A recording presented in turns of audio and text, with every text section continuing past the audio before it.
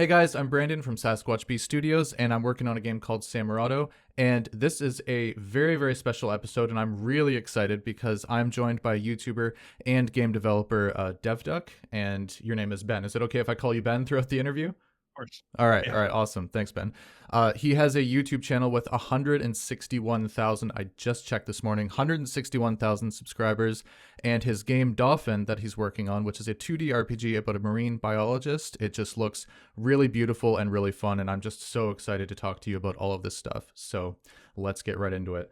Ben, I just want to say right off the top, thank you so much for joining me, especially on a Sunday morning, because I know you're a really busy guy. You've got a full-time job, game development, and YouTube, this very successful YouTube channel that you've got on the go. You do this all in your off time, which is absolutely incredible. Because I spend my days trying to build the YouTube channel, and it's hard. It's hard to build a channel with a lot of subscribers, and yet you're managing to do it part-time, which is absolutely incredible. So I know you're a busy guy, and I value your time, and I really appreciate you making the time to do this. So for those people who are listening who they don't know who you are, they don't know DevDuck, they don't know your channel, they don't know your game, just go ahead and introduce yourself and tell us a little bit about who you are and what you do and what your game's about. Sure. Well, first off, let me just also say thank you for having me in this video or podcast. I really do appreciate it. I'm a big fan of your channel as well. It's been awesome to see the growth since you reached out like a year ago, and I was too busy to do this. So I appreciate you being willing to be flexible and patient to get this together. So thank you for having me. I really do appreciate it. You're welcome. So yeah, my name's Ben. I live in Virginia in the United States. If you've seen the channel before, you know I am a full-time software engineer, mostly focusing in iOS and web development. And of course, on the side in my free time, I like to make games. And that's kind of started out with two mobile games that I released many years ago, both for Android and iOS. And now I'm kind of at the point where I'm finally working on my big passion project, the game I always wanted to build, the RPG that you mentioned. And that's at least 3 years into development, if not longer at this point. And just continuing to make progress week by week. That's amazing. So I stumbled across your channel. I don't even know how long ago it was now. It's been a long time. But it was around the time that I really used to binge Thin Matrix. And it's not that I don't watch his stuff anymore, but I was obsessed with Thin Matrix back in the day. I watched every single thing he dropped the day that it dropped. And I discovered your channel at the same time. And I get very similar vibes between the two of your channels. Were you inspired by him, or is that just kind of a coincidence? Not a coincidence. You're 100% right. And I've actually had the privilege to chat with Carl at Thin Matrix a little bit and thank him for, all the stuff he does on that channel, which is awesome.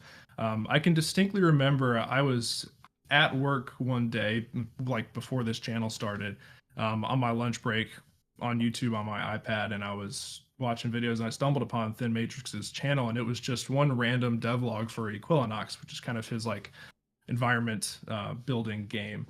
And I was just so attracted to the idea of having your own routine, self-defined, working on a nice cozy game in a nice cozy space, and being able to, step away, go for a walk, cook a healthy lunch, and Right. get right back into development. That whole thing just appealed to me so much, and I couldn't help but think, why couldn't I try to adopt that lifestyle and maybe even make a devlog like he does? And so he was 100% the inspiration for the channel itself. 100%. So yeah, and I still enjoy his content a bunch. It's still very motivating for me. That's so cool. So yeah, I'm sure we'll get into YouTube a little bit. But I want to talk about devlog channels specifically, because there are obviously a lot of devlog channels out there, right? And with varying degrees of success. I see a lot of them that struggle to get views. Sometimes it's just because they're new, and sometimes it's for unknown reasons. I personally, on my channel, I've never found huge success with devlogs, and I find that they're like 5 times more work to produce than some of the other types of content that I make. So for me personally, I've really slowed down, and I'm sure that you can relate to like how much work it is to put together a devlog, right? But on your channel, your average, based on like a cursory glance, you seem to get like 40, 50,000 views on almost every devlog. There's always exceptions, but a lot of your exceptions are far, far higher than that, sometimes 10 times higher than that. So what is your secret? You seem to get very, very consistent views with your devlogs. I wish it was as simple as having a secret, because then all my videos would get 200,000 views, right? Um, this is something I've been asked plenty of times by other folks who are trying to create devlog series. I think I think a big part of what it comes down to is just consistency. And also the fact that I try to create devlogs that I genuinely enjoy watching myself. I don't try to pander to types of content that sometimes get a lot more views. So I really try to make my videos partially for like folks who are interested in my projects, like the folks who just want to play Dauphin, but also very much towards other developers, because that's the type of devlog that I personally like to watch. But back to the consistency part, I started making devlogs for Blink, which was that first mobile game that I ever released many years ago. And I don't know how many devlogs I had to make week after week until one of them got like 50 or 100 views. So it wasn't an immediate takeoff, right? It really was kind of grinding at it Yep. to hone my style and find an audience that was actually kind of interested in what I was doing. And I would also say that my goal was never to get to 100,000 plus subscribers. In fact, I never really expected that. Part of the reason I created the devlog was, one, because I found Thin Matrix's stuff motivating, and I was hoping that if I created some of that content, I could kind of pay that forward. And also, my thought process was that if I was creating devlogs about a game, and even one or five would be great. Five people were interested in the project I was building. That would be some accountability to help me stick with that project. Because Right. until I created the devlog series, I basically never had finished a game that I had tried to start before. So it was a success in that regard. And I guess from the continued posting and trying to just hone my content to make it a little higher quality with each devlog I posted, I seem to have amassed this following that I'm super grateful for and is very amazing. But yeah, my advice would just be try to stick with it. Don't burn yourself out. You'll notice that I take huge breaks between devlogs. It's currently been a long time since my last Dolphin devlog. Um, that's just all part of it. You have to be consistent. Try to make those videos a little bit better and just keep at it. But it seems to me that there's got to be some. I don't know I don't think luck's the right word, because I do think I put a ton of effort into the devlogs. As Yep. you mentioned, they take absolutely forever to make, which is a pain when I just want to do game development. But you just have to keep trying to get better. And of course, into the nitty gritty of it, the title and the thumbnail, I'm still not good with that, but I can tell the difference it makes. And one great example of that is if I make a devlog and I have a screenshot of Dauphin as the thumbnail, that's when it tends to get like 20 to 30,000 views. Yep. But if I show a screenshot of like me working at my fancy desk setup, it's like 60 to 100,000 views, which is just ridiculous. Even if the content of the other thumbnail video is like so much more compelling, in my opinion. Anyway, I'm just rambling. There's a lot of stuff that goes into it, but consistency and just refining your quality of your videos. There's a lot of really good tidbits in there. Thank you for sharing that, by the way. And yeah, I have some experience with thumbnails and titles are absolutely everything. If people, it doesn't matter how good your video is, if people are not wanting to click on it, then it's not going to do well. So that's huge. Yep. I do just want to say, based on what you said, because you said you've taken a long break since your last devlog. So would you kind of agree that a part of, and I've heard you talk about like a balanced lifestyle in terms of like, can you make a game as a hobby outside of your job? You talk about burnout and all that stuff, and not wanting to burn out. Would you agree that finding balance in life is kind of, because I used to think in order to find balance in my life, I have to find the perfect schedule that works exactly the same for me every single week and never changes without fail. And when I did that, it ended up, I would become so inflexible with my own weekly routine that I would kind of burn myself out from the actual routine itself. So do you find that there's kind of like this little bit of a give and take that needs to happen in order to remain balanced, as it were? Oh yeah, 100%. I do think, because I'm kind of plugged into the productivity side of things as well. I watch a lot of YouTube videos about that, and a lot of people I'll see will have these apps, or even just use like their native calendar app and have time blocks set up throughout the day. Like, all right, I'm going to wake up, I'm going to work on this, I'm going to go exercise, I'm going to walk the dog, like all this stuff. There's not a minute free in the calendar because they've got everything planned out. That is definitely not something I think I could do. I kind of try to take a broader approach where, you hear me talking about waking up at 5 or 5:30 in the morning every day and using that time for working out and working on my game before I actually have to go to work at like 8 or 9 a.m. Yep. Um, the reality is that that period of time between 5:30 and 8 a.m., some things are always going to be consistent. Like I will typically not try to skip a workout, or if it's my day to like walk the dog, I'm not going to skip that. Yep. But if I am on the tail end of like, especially on a Saturday morning after I've posted a devlog, or the next day, if I'm just burnt out from grinding away on that devlog and having just made a bunch of progress on Dauphin, rather than working on my game during that time, that can be playing a game. Just grab a cup of coffee, play a game, disconnect for a little while. I'm so happy to hear you say that. There is a ton of give and take in that period for me. And I think that is the sole reason that I've been able to make videos for as long as I have and continue working on the same project for 3 years. And I genuinely don't feel any like long-term burnout with Dolphin because I let myself take those breaks. And of course, I'm in the position where working on Dolphin and building games is not my livelihood, right? I have this full-time job. And so all this is really a hobby that I enjoy. Mm-hmm. So I have the flexibility to take time off from it. And that's not something that everyone in the game development industry, can do. So I definitely realize that I'm in a unique situation there, and it results in a lot slower progress on my game as well.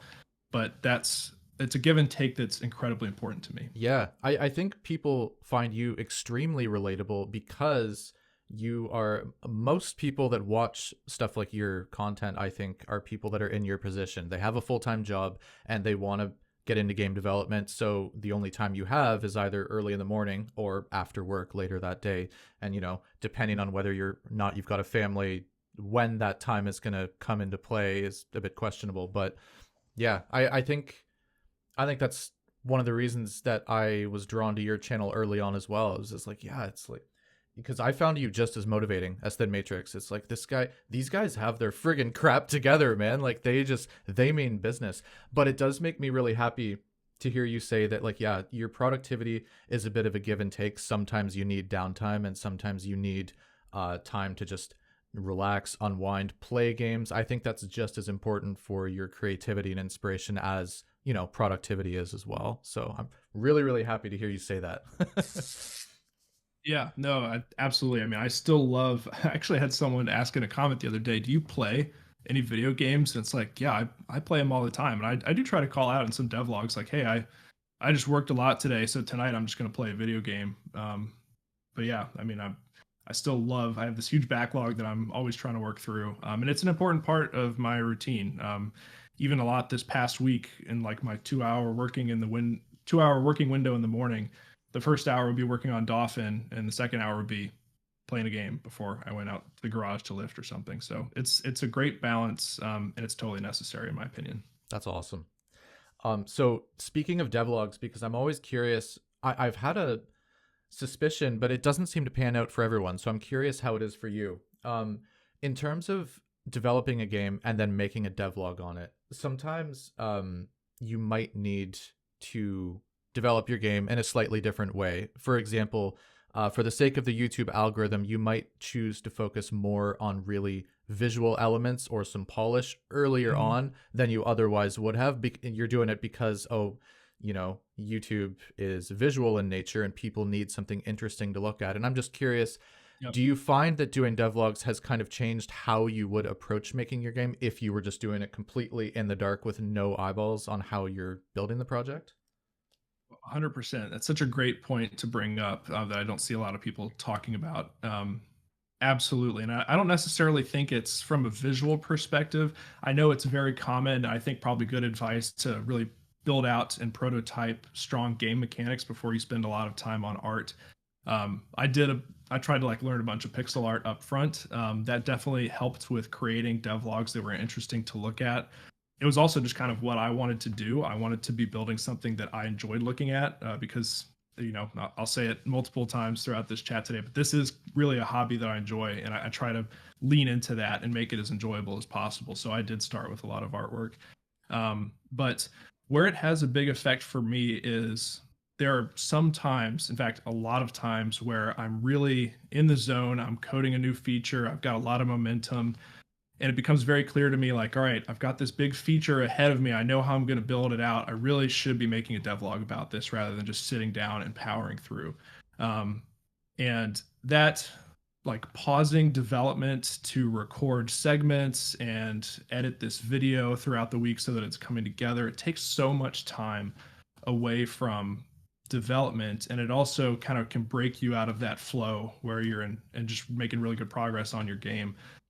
So it's absolutely a sacrifice on the development of the game to try to make devlogs. And it also means that, I will try to make a week-long devlog where I really try to hammer out one big feature from beginning to end during that week. I think the most recent one I did was climbing for Dauphin. I try to get everything ready at the beginning of the week, all my art assets, have my plan drawn out for how I'm going to implement something, and then try my hardest to build out at least, a nice vertical slice of that feature throughout the week so that it makes for a nice video. Not necessarily the way I would do it if I was just going through a more comfortable software development lifecycle to build that out. But that's the way it is when you're trying to make devlogs, I guess. That makes sense. I'm really curious about specifically your style of devlog, where there's a whole lot of there's more camera work involved with, a devlog like yours and like Thin Matrix's, whereas a lot of what I see is like just plain screen capture with nobody's face on the screen. So like, what is a typical, like, you're in the thick of making a devlog? Just kind of like take us like on a 30-second spiel of like, what is the process like for you in terms of like what is the setup like? What is it like recording a devlog for you? Just kind of what's the process a little bit? Yeah, that's a great question. I'll try to walk through like a typical day of like a day in the middle of like one of those week-long devlogs. I will wake up in the morning and, throughout this entire week, I'm thinking, would now be a good time to record some B-roll? So if you see B-roll of me making coffee, that of course happens very early in the morning. Right. B-roll of me working out in my garage, just as I always go out into the garage like every other day to work out, during a devlog week, I'll take my camera with me and get one of those shots. But then in terms of the actual development, it's really not that much different. I'll sit down here at my desk and I have the camera in a position that's not too different than it is right now. And I'll just basically point it at this screen while I'm developing, leave it on a time lapse. Hope I don't look too hunched over and have terrible posture for the final results of the video. And, that's just capturing all that B-roll throughout the day, always thinking about what could be a good shot, and especially like all the outdoor stuff, when I'm walking moose or just taking a stroll outside, or if I'm making coffee and it looks really nice outside with a nice sunrise, that's where all that comes from. In terms of actually recording, go ahead. I was going to say, sorry, just in terms of equipment, do you have like a really expensive camera, or are you just using a phone? iPhone 14 Pro and a plastic tripod. That's it. I do everything from my iPhone. I love that. So I'm really happy to hear that someone with such pristine quality devlogs does it shooting a phone, because that, you don't need like $1,000 camera in order to make devlogs, right? I'm really happy to hear you say that. Anyways, please continue. Oh, and I think, like I just said, recording B-roll with whatever I'm doing, if it happens to be nice outside, if I'm taking a walk and there's something that's nice to look at, I just pull it out of my pocket, right? I'm not carrying a bunch of gear with me. It almost kind of makes it more authentic, in my opinion.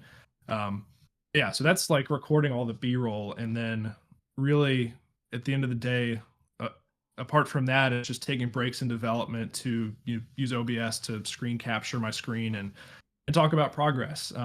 Which is probably my least favorite part, because I am pretty particular about trying to make sure I'm not saying a lot, and I have some nice sound bites for the video, and I try not to script it anymore, because that always felt a bit too robotic to script out a description of a feature or something I just worked on. So I try to just do it off the cuff, and it's always multiple takes and stuff.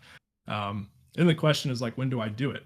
Early in the morning's not great, because our master bedroom's right down the hall, and don't want to wake my wife up if she's still asleep. And then in the evening, I'm typically not working on this stuff because we're doing family stuff in the evening.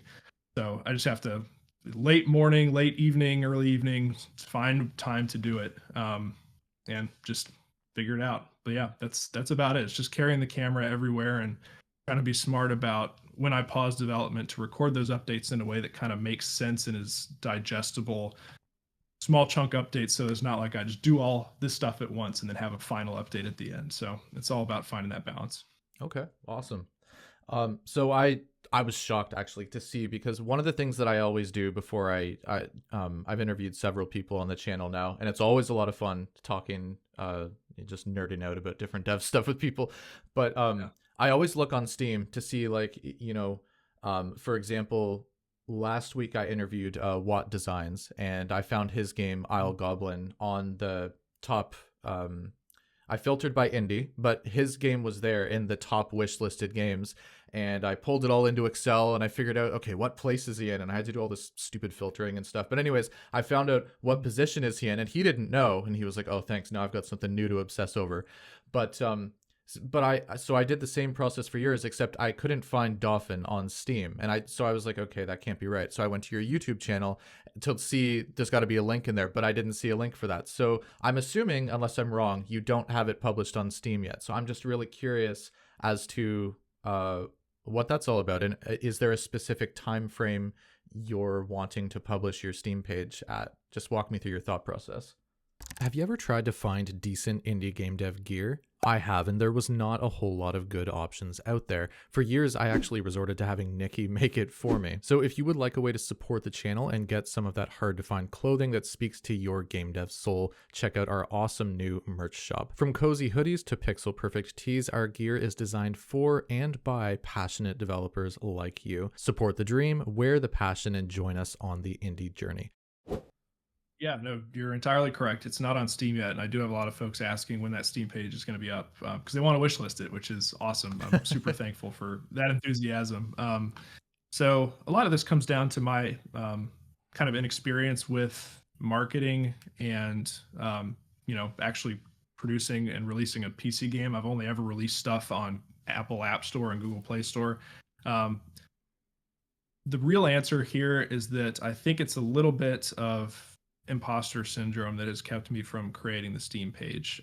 Even though I've worked on Dolphin for 3.5 years and I'm super proud of the progress I've made, I still would not consider it in the state where I have a nice vertical slice of all the gameplay that I want to have. And for me, that was really the point I wanted to get to before I released the Steam page, because I didn't want to feel like I was getting people's hopes up to buy something that I didn't even at least have the complete vision in place for yet. So I really would like to have that vertical slice of development done before I create that Steam page and start to gather that kind of physical interest in the game with wish lists. That said, that could be an entirely incorrect approach. This is where I have a bit of a blind spot when it comes to like the marketing stuff. I'll be the first to tell you that because of how great the YouTube channel is doing, I tend to take marketing for granted and sometimes just think, oh, the YouTube channel, I have so many people interested in my videos. I don't need to do any more marketing. And I know in the back of my mind that's not correct. So I probably should be thinking a little bit more seriously about getting that Steam page up, but that's just why I haven't done it yet. I really would like to be at that point where there's the vertical slice where I can say, hey, here's all the things you can actually do right now in the game. You can expect more of this when it comes out. And that's what I want people to make that wish list decision based on. No, I appreciate the honesty. Honestly, that's like, I can certainly understand. Like Yeah. we're not like AAA studios here. Like the projects are very, very personal, and it's like you want to be showing your best work. I very much understand where that's coming from, and I've heard arguments from both sides. By the way, I've very much heard like, if you have a square in your game, you should be publishing a Steam page. If you've got a square that can Right. move. And then I've heard the other side where Yeah. like, oh, you've only got one chance to make a good first impression, so you best make sure that it's a good one. And I don't really know what the right approach is. So I was no, I appreciate your candidness, because I was wondering if there was a strategy or if it's just, just one of those things that hasn't been done yet kind of thing. Yeah, no, there's not a strategy grounded in any best practice that I know of. It's a strategy based on how I would like to approach releasing Dolphin. But yeah, not sure it's correct, but that's the trajectory we're on. If it makes you feel better, what I have found is I've heard you say it 2 or 3 times already throughout this interview. You say, like, I want to reiterate that this for you is a hobby, that you're doing this for fun in your off time. And all the other people I've interviewed that are doing really, really well seem to share that same sentiment, where they're really just following the fun. They're following the excitement part. And they know in the back of their mind, like there's marketing that needs to be done. But generally speaking, you're following the fun, you're following the excitement, and it's built you a really massive YouTube channel that, from my perspective, I do imagine that whenever you decide to drop your Steam page, you probably are going to get a crap ton of wish lists right off the get-go, and they'll continue to accumulate, right? So I can't predict the future, but I'm very much assuming that will be the case. So I know he won't mind me sharing because it's public now. It's going to be published. Watt Designs, basically he's tried a few marketing strategies, but really the only thing that he's found has worked has been his devlogs, and his views are around the same as yours. I would say he's got a very, very successful channel, just hasn't been around quite as long as you, but views are about the same, and he's got 20,000 wish lists now, and that's double what he was hoping to get, and he's now shooting for, he wants to launch with 50,000 because he's like, oh well, I already doubled my expectation, why not shoot for higher, right? So just to give you an idea of like someone who's kind of in the same position as you, has been working on their project for a few years, that's where he's at. But I'm not trying to say that it's a mistake that you haven't set up your Steam page. I'm really just no, I mean, that's amazing to hear. Congratulations to him for having so much success with that Steam page launch. I am excited to eventually set it up. But yeah, I also actually feel like I'm within reaching distance now of the vertical slice of gameplay. There's like a ton of polish there's so much polish I need to add to all of the features you've seen me build in devlogs. Namely, a lot of them still need sound effects. I've only composed a couple pieces of music for the game's soundtrack. And I've actually seen this in the comments of my videos, which is so wonderful to read. But I see people saying the more you add these like implementations of your skill systems and the way that they work together, the more this game feels like it's coming together into something I really want to play, which is like exactly what I was hoping for as I continued to build it out. And all the skills aren't done yet. I still have a few I want to build. I need to overhaul my dialogue system and incorporate like trading with NPCs and questing, and rebuild the sailing system from when I upgraded to Godot 4. But I do feel like I'm within reach now because things feel like they're coming together and connecting in a way that matches up with my initial vision for the game, which at least feels really good for now and is continuing to motivate me to make progress.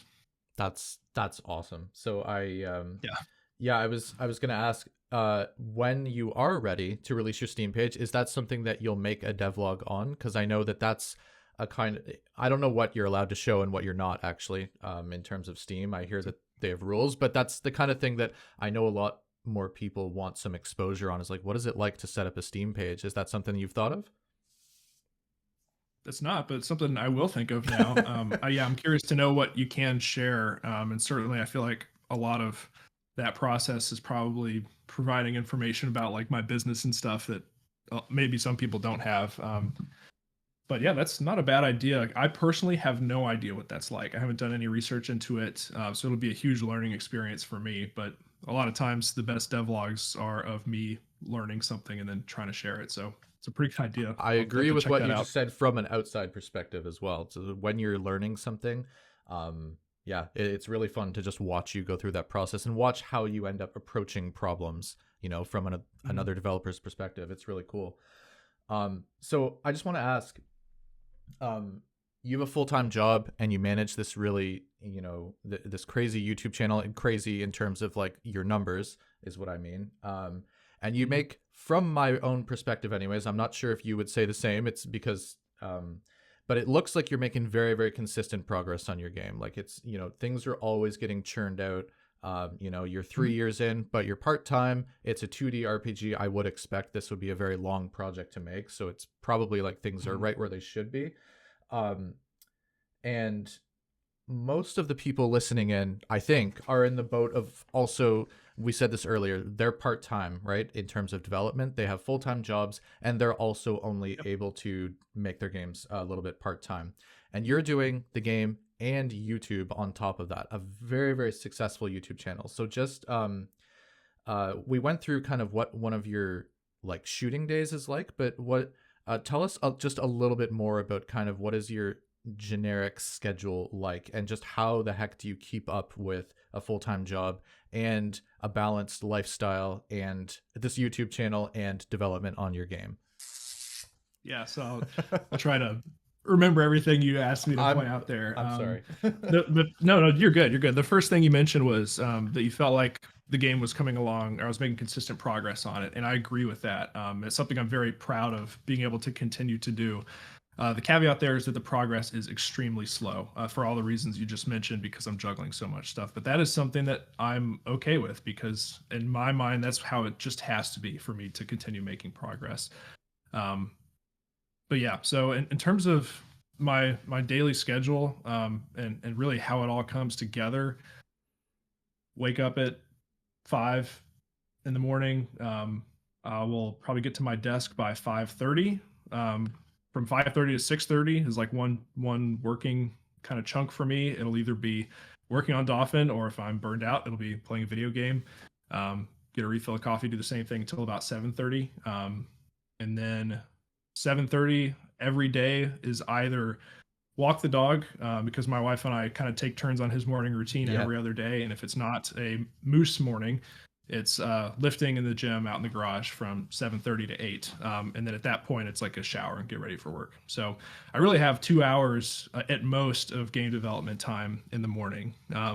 Work then goes from like 8:39, whenever I manage to kind of get settled in, to 5. And I'm very, very lucky to be in a position where I typically am only working 40 to 50 hours a week, and I am not required. I rarely have to do anything on weekends or like in the evenings. So I'm very fortunate to be able to kind of just turn the work brain off at 5 p.m. and really not worry about it anymore. And after work, that's when we again, wife and I walk the dog together. We spend the evening together.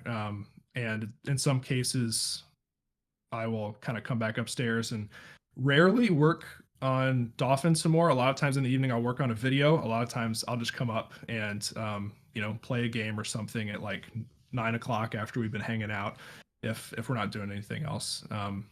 And I always make time for game night, which is a Discord call with some of my closest friends, and we always are playing something on Thursday night. So I always have like that set time a week where even if I've been working on Dauphin all week and I need to keep working on Dauphin all week, I have a game night with the buddies on Thursday night. So that's always a fun thing. That's awesome. But yeah, that's about it. That's how it goes every day.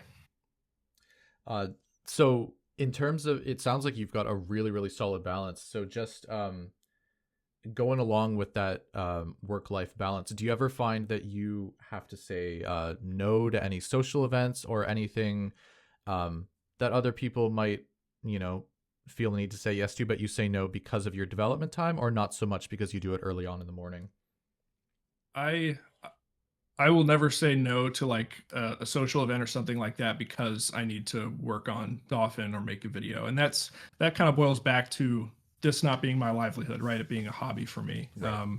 So this is one of those times where I'll say, okay, I'm going to ease off on the throttle, and have some me time. And ultimately that only benefits me in the long run to have that extra time with friends or family to decompress. So yeah, the answer is just no. I really don't say no to those things because I have the flexibility to be able to not say no. It's starting to become very clear to me why burnout is not something, it's something that you've managed to keep at bay, right? Or at least, Yeah. at least I think it is. But Yeah. so what advice would you give to someone who, because I've heard you talk about building habits a couple of times on your channel. I think you did a couple of shorts on that a ways back or something. But if someone came to you and said, Ben, I'm really struggling to be productive in working with my game. Like I want to make time to work on my game, but I'm really struggling to make the time and to actually like get stuff done. Or even if they're sitting down, but things just don't seem to be progressing at a rate that they're happy with. Like what would you tell them? Yeah, I wish there was like a one size fits all answer for this. But in reality, I think there's a lot of different reasons why someone may feel like they can't sit down and get to work or make meaningful progress. In terms of building habits, I would say don't listen to me. Just read Atomic Habits by I think James Clear. That's I've a read that great book book. like twice. Yeah. That's what I've made those shorts on, and it's fantastic. It's so good, and it is what I have used to build a lot of kind of what I do daily. Um, if you really sit down at your desk and you feel like you can't get to work, I think it's important to critically think about why that is. And I've had that problem before, right? Sometimes I can't get to work because I am currently playing a game that I'm like super engrossed in, and I just think, wow, I'd really rather sit down and have my coffee and play this game right now, which happened recently because I just finished Dragon's Dogma before the new Dragon's Dogma is coming out, and I was obsessed with that game, and it probably had an impact on progress I was making from week to week. But in other cases, like I talked about in my kind of New Year's resolution video, I had this really bad habit of sitting down with coffee in the morning, and first thing I would just open up my browser and go to like Twitter or YouTube, just to see what was in the feed. And of course, that spirals into 30 minutes to an hour of wasted time. So my fix there was to install this browser extension that doesn't let me open that right away. Ask me, hey, do you have a reason that you're actually going to this content feed? If not, let's think about it and rethink it. And that's been a big help. So you really, I think, have to think about what it is that's preventing you from getting to work. And another big one for me that I've talked about before is sitting down and not knowing what you're going to get to work on. If you just think you're going to sit down and open up your game engine and start working, but you don't know what it's going to be specifically, like what file you're going to jump into, what task you're going to tackle, it fizzles out so quickly, right? So a lot of fixing that problem for me is preparation the night before, writing down in my little kind of bullet journal like what I want to tackle the next morning, making sure I have that card in like the ready to pick up column in my task tracker, things like that. So a long-winded answer just to say I think you have to think critically about why you're struggling to get started and try to address that specific problem and just go from there and see if you can start to kind of make progress.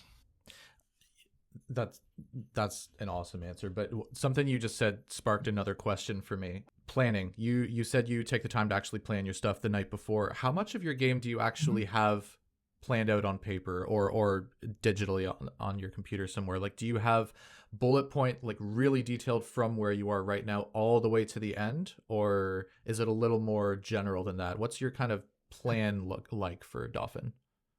So I do try to be detailed with the planning, for the reason that I just kind of described, which is I want to be able to sit down in the morning and say, I'm going to work on this task, which will hopefully take me about an hour. Yep. Because if I don't have that, sometimes it's really tough to get started. That said, I don't have it planned out from beginning to end. I'm kind of building the plane as I'm flying it, or whatever they say for that saying.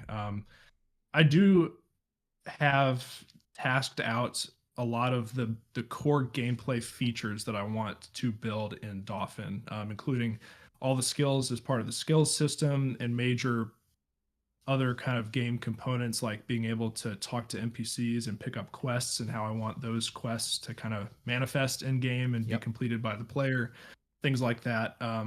But I have placeholders for a lot of stuff, like the sailing mechanic, for example, is one that I'm just noodling on a lot right now because I actually implemented that back longer than 6 months ago, back when I was using Godot 3, and I just did not like how it turned out. And I got a lot of really helpful critical feedback in the YouTube comments from when I posted that devlog, saying that this just doesn't look like it's very fun.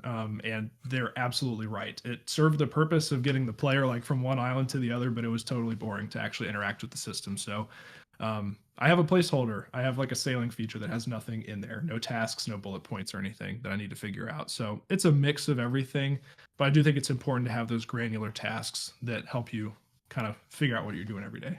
So is it safe to, if I were to summarize what you just said, then is it safe to say that you kind of have the really important gameplay loop mechanics summarized and already planned out for the most part, but then a lot of the like little fun details that are going to get sprinkled in, you kind of figure those out as you go some of the time? Is that fair to say? I think I have, trying to give a good analogy, I have like the whole skeleton and a bunch of the muscles, but not all the muscles and really not a whole lot else. apart from that. Okay. There's a lot more detail there's a lot more detail that I'll implement that I'll probably never capture in my planning tool, just because at some point I feel like you get diminishing returns planning out every little detail. But that's about the best I could say. No, that makes a lot of sense. That also very much falls in line with a lot of the other people that I've talked about that really follow the fun and follow the excitement of their project. You end up taking this kind of, you've got enough planning where you always know what you're going to be working on that day, but it's Mhm. not so minutely detailed out that like there's no room for anything else. I think that's a really smart approach to take personally. Um, Yeah, and also just with the me trying to make a good use of every little bit of time I devote to game dev. I don't want to be living in my planner all the time tasking out stuff. I want to task out what I need to get done and then move on to actually doing it, which is another reason why it's a little bare bones probably. that makes sense. So yeah, I want to talk about marketing for a second. Marketing is obviously a really huge topic for indie developers, and you obviously are not the kind of guy that just is completely flying blind. Like I'm sure.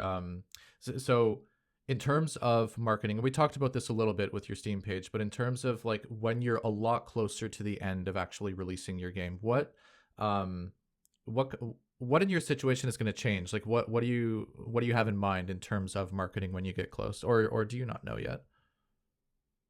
I don't know yet. That is a blind spot for me, certainly. I think once I get to that point of having the vertical slice of gameplay that I think is marketable, that's when there will be kind of a gear shift for my day to day where I do invest a lot of time into understanding what marketing options are available and how to start effectively doing that. Once I have, that stuff that I can actually feel very confident about showing off. But I have not done enough research into that. As I mentioned before, I've kind of gotten a little too comfortable thinking, oh, I have this great YouTube channel, that does all the marketing I need. I know that's not the case. So yeah, I will need to do a lot of research. I don't have much of a plan. Flying a little bit blind in that respect, but that's just one of the concessions I've had to make room and time for other things in the meantime. Is a Kickstarter or going with a publisher or launching early access, any of those kind of additional options that might um, come up to the surface at on a lot of developers' minds, is that something that you would consider or be open to, or something you've thought about? I think those things are worth considering. Right off the bat, I think a Kickstarter doesn't make a lot of sense for me because I don't really need funding for the game because I, am doing this alongside a full-time job that Right. certainly provides what I need here. Um, Publisher, something I need to do more research on. You asked me earlier, what's the inspiration behind the YouTube channel? Definitely Thin Matrix. The entire inspiration behind the solo game dev mindset is Stardew Valley, and I'm probably one of a million solo developers who are inspired by Stardew Valley in this Yep. way. And I know that he initially launched without a publisher before working with, I think, Chucklefish, I think, to partner and publish and ultimately port to different platforms. So I need to do some more research and understand the pros and cons of working with a publisher. I'd love to think maybe I could self-publish just so that I can, not have that revenue share. But that will probably depend on how effectively I'm able to market the game, because I know that's a big part of that relationship with a publisher is using their tools and influence to kind of do some of that marketing. So I will certainly evaluate these things. I can't say with any confidence for now what will be a right fit. Okay, gotcha. You also mentioned that Thin Matrix, part of your inspiration in terms of his channel was just the lifestyle in terms of this like solo work. You work on your game, make yourself a healthy Yeah. lunch, take your dog out for a walk, come back home, work solo on your game again. And I Hmm. would have to imagine that working with a publisher kind of takes away from that solo or independent feel a little bit too, right? Yeah, well, I think it's hard to answer that question because I personally don't know entirely what working with a publisher would be like, right? I don't know how much they would actually want to be involved with the technical portions of the project, or would they just be kind of helping to understand marketing and how I want to distribute the game? And this comes down to my ignorance of having never worked with a publisher or researched that in depth I before. haven't either. I, yeah, so I mean, I'll certainly say that off the bat, I've done everything myself so far, right? I've set up my business, I've built everything in the YouTube channel, I've done all the art, the music, the sound, and certainly the code. So I don't it's just another hurdle that I feel like I could try to learn to clear myself. And if I can't, that's when I ask for help. But I've been solo so far, so why not try to learn one more thing? Makes sense. Um, I Yeah. I always find it fun to hear about favorite from other developers. What is your favorite part of making games, and what is like is there are there any parts that you like absolutely hate working on, or you really just like despise? Like I know uh Code Monkey, who I watch a lot because he's a Unity developer. So if I, especially back when I was learning, I would watch a lot of his stuff to figure things out. And I know that he has said sound design is something that he really hates. He just, for whatever reason, putting sound effects into his game, it's just a really tedious task that he doesn't like. Do you have Hmm. anything like that? And what are your favorite parts as well? Um, yeah. So I'll try to start with the dislikes because when you sent me this list of questions, I actually kind of had to think about this one. I still think I didn't come up with a great answer. In terms of just the game development, the part that gives me the most trouble is the artwork and more specifically animation. Okay. 2D pixel animation is something that I struggle immensely with. And this, you could probably see this manifested in like the devlogs where I was trying to create, I think it was about 8 different sprites for my initial sailboat when it's like rotating as you're sailing around. Those 8 sprites took me probably like a week to make, and they still looked very bad. Just it just drives me nuts how long it takes me to come up with something that I'm satisfied with. And also my player sprite in Dauphin. One of the most common comments I get is like, "Why does your player sprite look so weird?" And it's like, well, because I'm not very good at making player sprites, and I've already put like so many hours into the animations for this one, and I just can't stomach the idea of refactoring it right now. So it's Yeah. staying how it is for the time being. So that's a struggle for me. Artwork's always a struggle, but I am quite proud of like what I've learned with pixel art. I've never been I've taken like piano lessons before, and actually a ton of piano lessons. So I feel pretty good about the music side of things, and I actually kind of enjoy that. But doing artwork is a struggle and something I'm always working on. So that's my toughest part. I think my most favorite part of game development is architecting large features and thinking about the best way to implement those. And that's actually what I like about what I do at work. I typically, at this stage in my career, am helping to architect mobile solutions or websites for like large clients. And thinking about how all the big pieces come together into like a scalable, maintainable thing is a puzzle that I really like solving. It's really just a bigger version of the smaller puzzles you're solving throughout day-to-day development tasks, trying to develop certain algorithms to perform certain functions and things like that. I really enjoy that. So a great example is when I built the fishing system, trying to understand how I wanted to create different classes and scenes for like fishing poles and bait and the fish themselves, and where I wanted the actual functionality to live conceptually. Like the fishing rod is actually the class that's responsible for creating the pulling power against the fish that has its own responsibility for pulling in various opposite directions.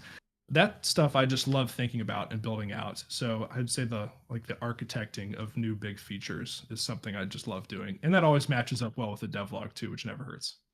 That's awesome. Yep, that's interestingly that's one of my favorite parts as well. I'm working on environmental hazards in my game right now, and being able to Mhm. like create a base class that I can then expand into like working into 10 to 12 different types of traps that you might trigger when you walk into a room. It's like Yeah. it's so much fun trying to like create a system to be able to make that, and then you can end up slapping different pieces together. It's like, okay, so I've got you step on this trigger here and like a flame shoots out of the wall, but now I could attach that flamethrower to like something in the room that starts spinning, and now you've got like 4 of them and you've got to like dodge these. It's like you can just start Yeah. it's you said it was a puzzle, right? And I'm sorry, I'm taking the spotlight here, but anyways, it's one of those like it's like a puzzle that you put together, and it's so much fun. So I'm sorry, I'm nerding out. Mhm. I'm just sharing in your enthusiasm for building out systems anyways. So Yeah. I No, it's really enjoy great. that too. It's a joy. It's one of my favorite things about sitting down to get to work on every day. Yep. um so I'm curious, if Dolphin were to launch and was very successful, would that change anything for you in terms of like what you would want to do for your day job? Is game dev something that you would want to do full time if given the option? Uh, Point blank, yeah, I think so. I think Dauphin would have to be very successful for me to consider something like that. And I will also say that a big a big part of, again, continued motivation to work on Dauphin is not that I'm working towards that. That's not my end goal, because I think expectation management is very important with developing an indie game, right? But yeah, if Dauphin did just really well, that would absolutely be a conversation I would have with my wife. And in fact, she's already, we've talked about that before. Pipe dreams about that kind of thing. I would love to be able to do this all day and just kind of lean into this passion. That's not to say I don't love what I do at work, because I actually really do. But being able to do this all day would be wonderful. But like I said, I'd have to experience a lot of success, because I would really want the stability is something that I would never sacrifice. I've had so many people say, you've got something really good going with Dolphin and your YouTube channel. Have you considered, quitting your job and just working full time on Dolphin, spinning up a quick start or something? I could never personally do that. The uncertainty would just stress me out and would impact everything that I do. So probably take the fun right out of it too. Consider it. Yeah. Gotcha. Yeah, it would no longer be a hobby, right? Yep. And that's when you see all these videos about people quitting game dev or quitting YouTube. They say, well, my passion turned into a job, and that may be even something to consider if Dauphin ever did well. Would it ruin it if I quit my job to work on it full time? I don't know, but I would probably still want to do that if I had the opportunity.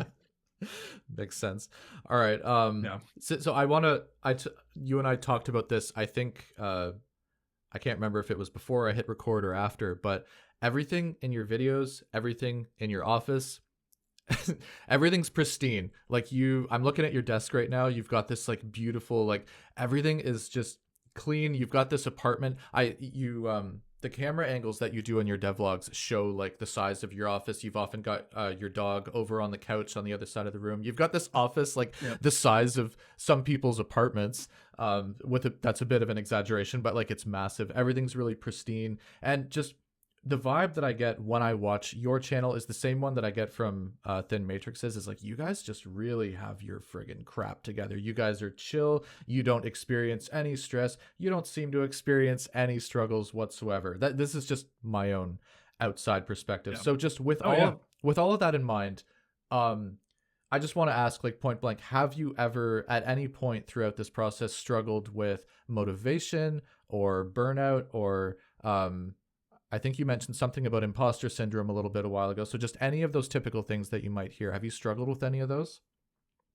Yeah, I have.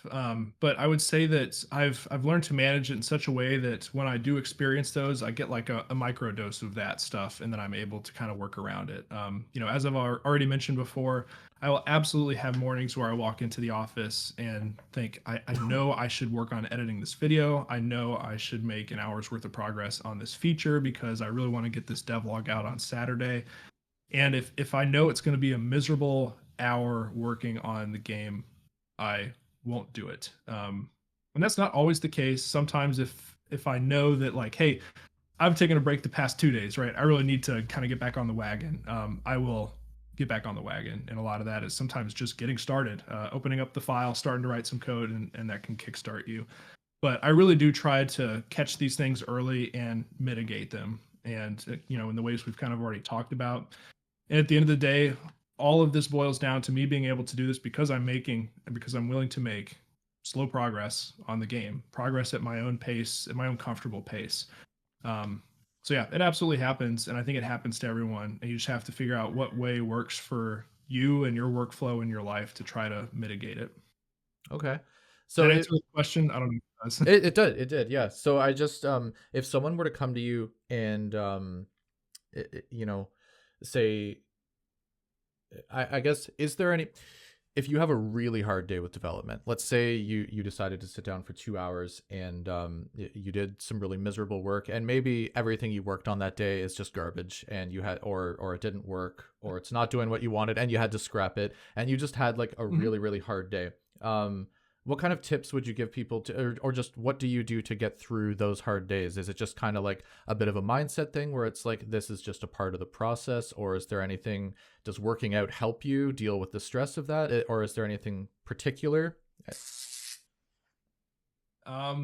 That's a great question. I'm trying to think of, because I absolutely have that. I have, especially with working in art and animations, I will spend sometimes my whole 2 hour morning working on a piece of art, and I'll realize, wow, somehow this looks worse than when I started 2 hours ago, and I'll scrap it. Um, Maybe a big part of that for me is that, because I have such finite predefined working windows of, like maximum 2 hours in the morning, I will end up taking the rest of the day thinking about something entirely different because I have to totally change gears for work and then doing, family time stuff after work. A lot of the times I won't even be thinking about this problem again until the next morning, where I, literally have slept on it and come in with a fresh set of eyes and can say, all right, I'm ready to take another pass at this. So I typically never stalled too long on any one kind of frustrating problem like that. But it does happen all the time. I think uh, it's hard for me to suggest a solution to someone because how I do it is so specific to my schedule and my setup here. Right. But it seems to what works for me is taking that time away to kind of say, all right, I I've worked on something. I have failed. Maybe I learned something here. Ideally, you've learned something here. Let me kind of just process that, change gears, freshen up, and come back and take another pass at it using what I learned to try and make it better. That sounds like a cookie cutter crap answer, but that's, I think, ultimately what I end up doing, whether or not I realize it most of the time. No, that makes sense. Um, it's really because I know that walking away from development and then obsessing over it all day long or like stressing about it, especially after you did happen to have a really bad development day, can end up just ruining the whole rest of your day. And then Yeah. you'll wake up the next day and you really won't want to get back to working on your game because you're afraid like, oh, what if I still can't solve it? And so it Yeah. sounds like a big part of the thing for you is just being able to actually mentally switch gears into something else, which gives your mind that kind of relaxation period to just mull it over in the background, and you'll just come to it fresh tomorrow. Does that sound right?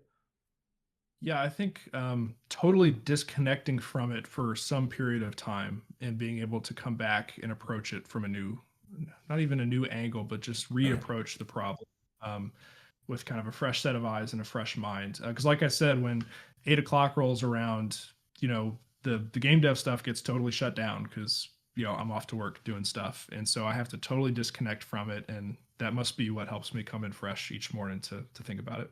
No, that makes sense. So Ben, what advice would you give to new or aspiring game developers that are either just wanting to get into game development, or they've kind of started dabbling but they're struggling with overwhelm with learning everything? Just what advice would you give to those people? Another good and tough question.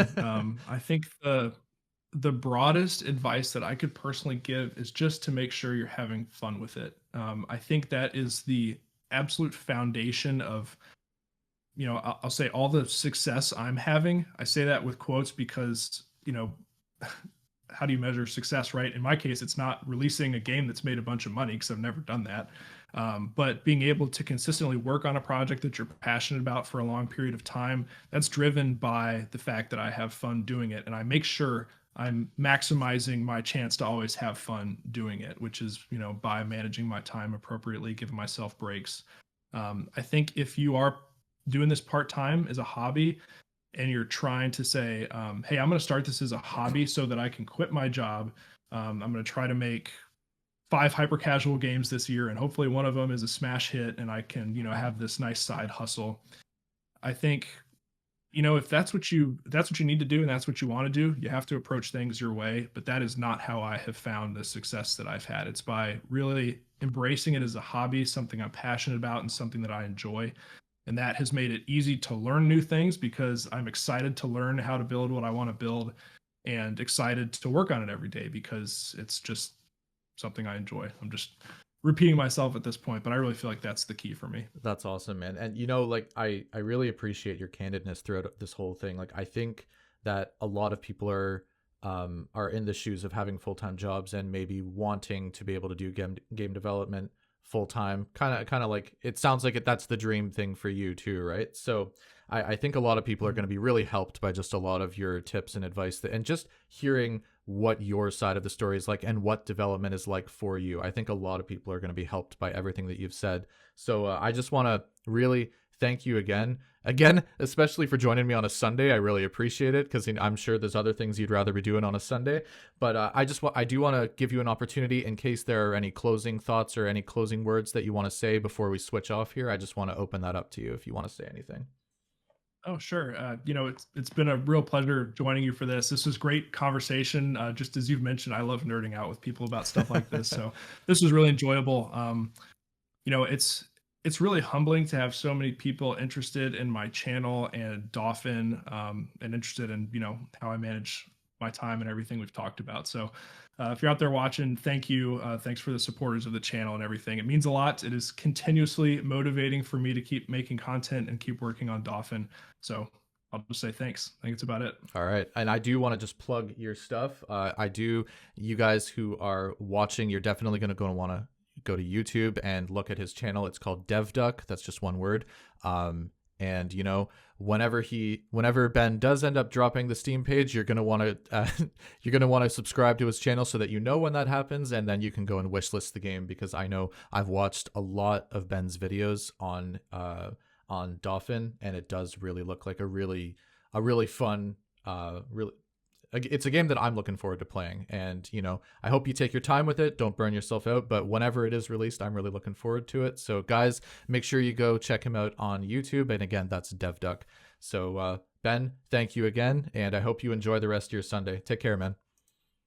Yeah, thanks, Brandon. You too. Take care.